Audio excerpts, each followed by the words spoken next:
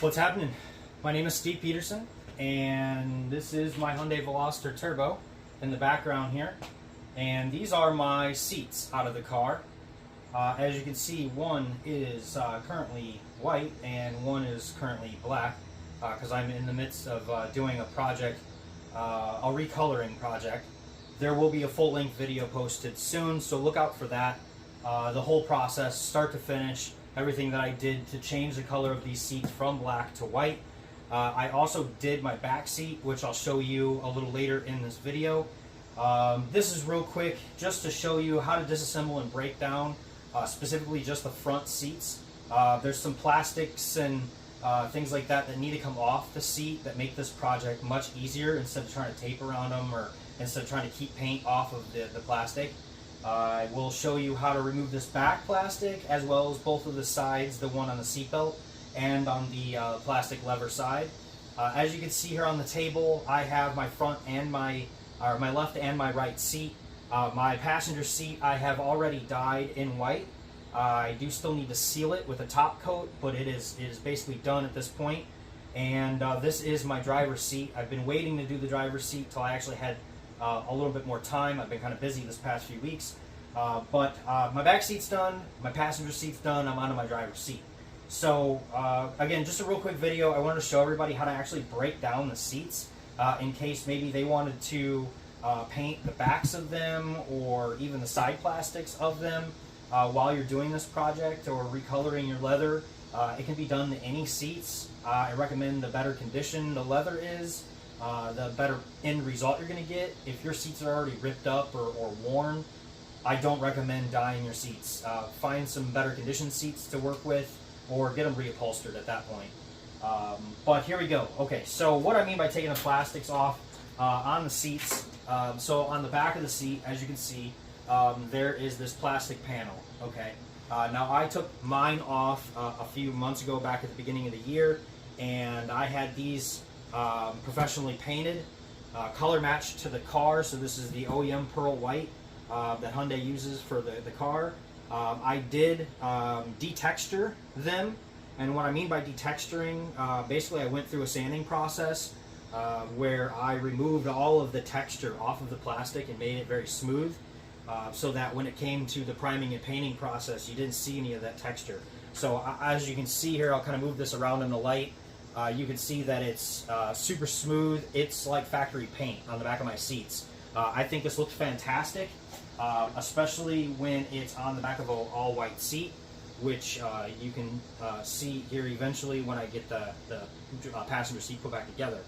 The reason why I'm showing you this video again is because this can kind of be a pain in the butt if you don't know what you're doing, or you could possibly break these plastics if you don't take them off right. So on these plastic pans on the inside, right down here at the bottom, there's these two big plastic, like 90-degree like hooks basically, and then up at the top of the seat are these like kind of a metal angled clips. Okay, and now these metal angled clips are kind of spring loaded, and they're going to pop into the back side of the seat, which let me get the passenger seat turned around here. I already have that panel off obviously, and I'll show you what I'm talking about here. So on the back side of the seat, there we go. On the back side of the seat, there's these plastic square looking clip pieces that mount here in the back. And then down here is kind of like a metal rail or a metal part of the seat frame. And those plastic hooks that I was showing you on the seat basically just lock right into that metal. So it just kind of sits down on there like so. Okay. Now it's not completely locked in. This just lines up with those squares and then click and it's locked in. Okay, it won't come back out. You have to pull on it pretty hard to get it back to come back out. To remove the backs of these seats, it can be difficult if you don't know exactly how to pry. But I found that if you get yourself maybe like a little pry tool or something like this that's plastic, so you don't scratch or rip the leather, you can kind of pop it down into the top of the seat and get your fingers kind of back in behind the plastic. And what you want to do is you want to pull out, but also pull up. And by pulling up and out at the same time, you're gonna kind of compact this spring clip, and it's gonna pop out, and you'll be able to just as you can see, you'll pop in and slide it right off. Okay. The other thing that you need to take off on here to get this completely off is around the bottom of the seat frame. There's this little plastic clip on this like bungee, and all that does is hold that bottom flap up to the bottom of the seat frame nice and tight. So you're going to want to pop that off obviously as well, but it just unclicks. Super easy to remove that. Once you have that removed, your next obstacle is going to be the side plastic that goes around your seat belt, and so this plastic goes right there, okay? And then on the other side is the big one, okay? So this one goes all the way around, like so, okay? You do need to remove the handle first before you can remove the side plastic. Removing the handle is pretty simple. On the handle, there is, see if I can get it to there's a little hole on this handle, and it just so happens that a little screwdriver fits in that hole, and if you push in just lightly, you don't have to push hard, just press in lightly, you'll be able to slide that handle out. Okay, once you have the handle out, it's pretty straightforward from there. Just a Phillips screwdriver, and on that side plastic there's a Phillips screwdriver or a Phillips screw here underneath the handle. There is one in the back that's super easy to remove. And once you have those two off, you're going to be able to take the front of the plastic with your hand here, and you're going to kind of twist and pull out, but you're going to pull forward at the same time. So twist and pull forward, and that whole plastic piece is going to pop off and come off. Pretty easy. The clips and everything that hold this on are pretty thick, so you're not going to break them or anything. You don't really need to be too careful, but that's removing those plastics. Again, that's the passenger seat. The driver's seat is the exact same way as far as how the side plastics go on and everything. So I'm going to basically just demonstrate real quick, pulling the back of the seat off, and just so you can see that motion specifically. So again, we're going to get our fingers, kind of press them in behind the plastic on both sides, and you're going to push with your thumbs against the back of the seat, and you're going to push out and up at the same time. So out and up. Sometimes it won't go. I found that if you kind of reach around here to the bottom, you can pull out one side at a time a little easier. So push up. Come on.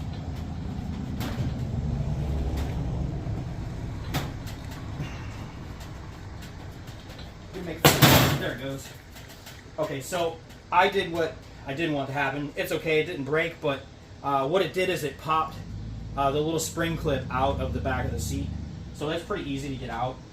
You just come over here, squeeze it together, and it comes right out. And you can slide it back into the back of the plastic there. So I didn't break anything. Sometimes you get lucky, like I did. It's kind of a difficult pull, but you can figure it out. It's not too bad. Again, the seat backs look absolutely fantastic. I did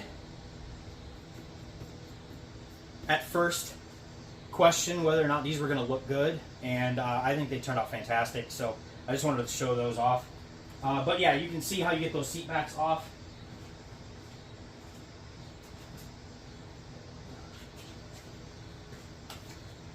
And then again, you can go from there. So on this side, really all that's extra is the raise and lower handle is extra, and to get that off, it's pretty easy. There's this big round cap on it.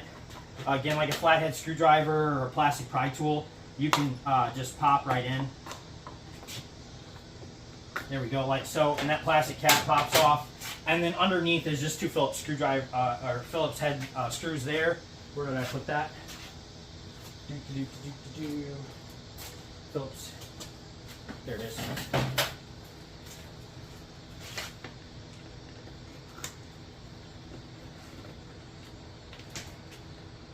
Boom, there's one.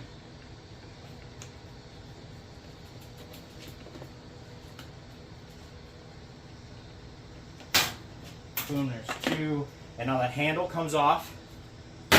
And then that reveals another Phillips screw. So you take that out. There's another one around the back of the seat. You're going to take that out. And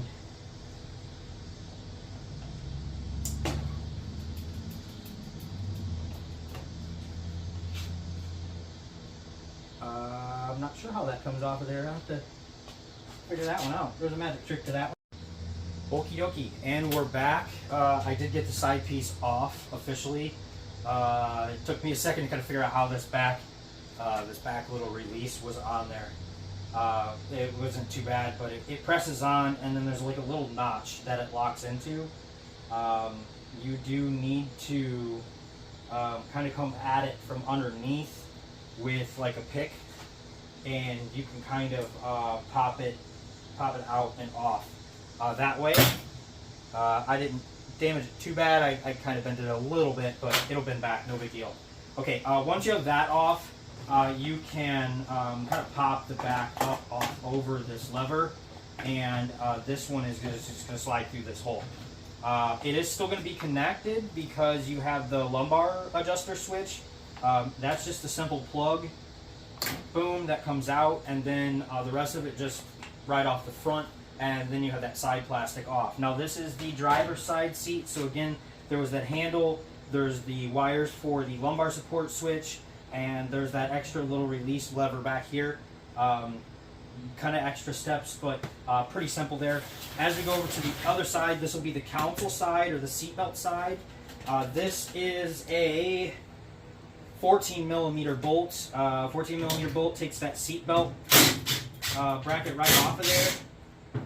You can get that out of the way so that it's not dangling. I like to just adjust it down and then kind of like retighten the bolt back in just a little bit, and it'll kind of hold it in place, and it can just kind of chill there. So like, it don't need to be tight at all, just hang out right down there like so. And then again, 2 Phillips on this side plastic here. There's 1,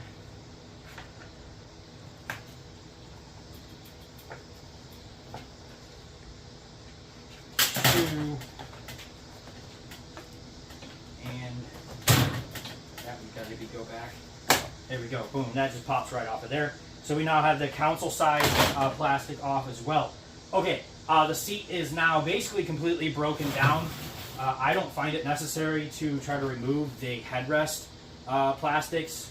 I found it easier to just mask them, just because these are kind of difficult to get out, and they're very easy to break, and if you do break them, you're screwed, because I don't think you can buy replacements from Hyundai.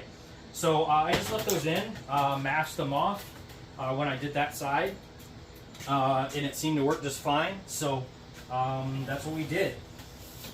Seat is basically completely broken down and stripped down now. Next steps before I actually start the dyeing process are going to be clean them extremely well. So like all the cracks and seams where all the panels are sewn together, clean all of that out as best you can. The kit that you buy to recolor the seats, I bought this kit from Luxury Leather Repair. They offer these colors in any factory OEM color leather that you can think of. And then they also offer some wilder colors like blues and greens and things like that. I just wanted white, so I went with their white kit. Their kit comes with dynamic clean, so it's a leather cleaning prep cleaner product. This stuff is awesome. Does a really good job of like removing any oils and cleaner products that you might have on your leather. So definitely use that. The next step is a leather adhesion promoter. This is going to be basically just one coat on the whole entire seat, all the nooks and crannies, the best you can get. One nice even coat all over the seat, and it's going to make the surface a better surface for the dye to actually adhere itself to the leather. Now I know these are Hyundai seats, so this is not real high quality leather. This is like plastic leather or pleather. It's still going to work. This dye stuff or this recolor stuff works on vinyl, leather, fake leather of all kinds, and even some plastics. So keep that in mind when you're looking to possibly recolor your seats. After you have these seats cleaned and leather adhesion promoted, you can start the dyeing process, and that is done with your dye. This is basically a half-gallon size. I did go through pretty much this whole entire half-gallon, and I did my back seats, so the bench and the 60/40 split, as well as my passenger seat and passenger headrest, with what you see in this jug. There's about, I don't know, maybe 1.5 inches left at the bottom of it, so I do still have some product left. I have enough, I think, to do my driver's seat and headrest, but just to play it safe, I did buy another 16-ounce bottle of just the dye, just to play it safe and make sure that I had enough to do my entire interior. Again, I will be sharing that entire video, start to finish project. I have never recolored seats before, ever. I had looked into reupholstering my seats and found that recoloring was an option and more affordable option. I just couldn't justify spending a few $1,000s on seat reupholster for my Hyundai. If this was more of a high-end car or a bigger show car kind of a situation, I would probably opt for custom stitched seats or upholstered seats, just because they're way more professional. They're going to turn out perfect, and you're going to be able to customize them more, obviously. This is just a simple solution to recolor an interior. You can go from black to white, you can go from black to blue. I've seen tan to pretty much every other color out there as well. So it's a way to kind of get rid of a tan interior and go black if you're wanting to do that, or go from a light color gray or something along those lines and get something that maybe looks better for your vehicle at an affordable price. I want to say all in on all the dye and materials, I'm maybe like $300, $350 into the project, and the rest of it is literally just my time. This is a very time-consuming project, so I recommend setting yourself some time aside to do this project, start to finish. This isn't something that you really want to like stop in the middle of and just leave things sit out, because your seats are going to get dirty as they sit out, and then it's going to cause problems when it comes to adding more coats of product. So you really want to like start the project, get through your coats. I have stopped and let them completely dry, and I plan on doing basically the top coat or the sealer process or step of this all at once. So I want to do all of my seats all at the same time with the top coat. I feel like I'm going to get a more even result that way. It was okay for me to do the dye or the recolor process over multiple days, but the top coat I definitely want to, I've been waiting to like do all of the seats all at once.